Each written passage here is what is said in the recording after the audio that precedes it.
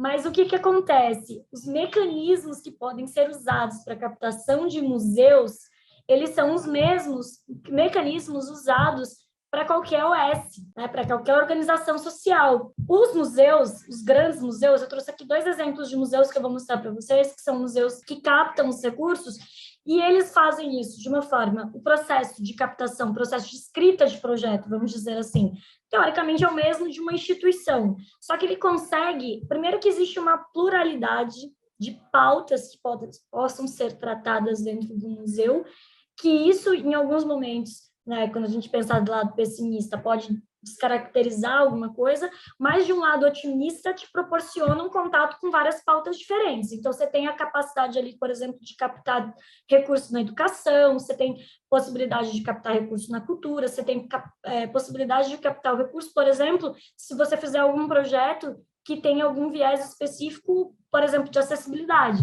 Exemplo, acessibilidade, né? Eu falando como se fosse algo que eu não pensasse.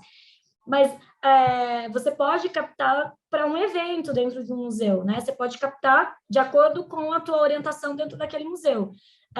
A gente sabe que as dificuldades que existem para captar dentro do museu é a mesma complexidade que existiria para captar em outro ambiente, mas o museu ele tem algumas ajudas.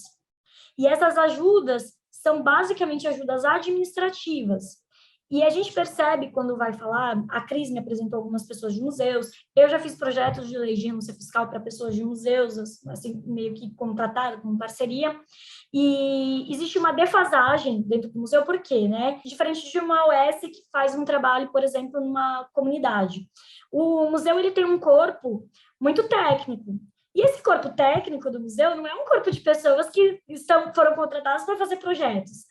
Elas foram contratadas para trabalhar ali de acordo com a orientação daquele museu. Então, assim, imagino que vocês, um museu de arqueologia, tenha um corpo técnico baseado na arqueologia. São pessoas que não necessariamente têm conhecimento ou até mesmo tempo para desenvolver o trabalho, a questão administrativa.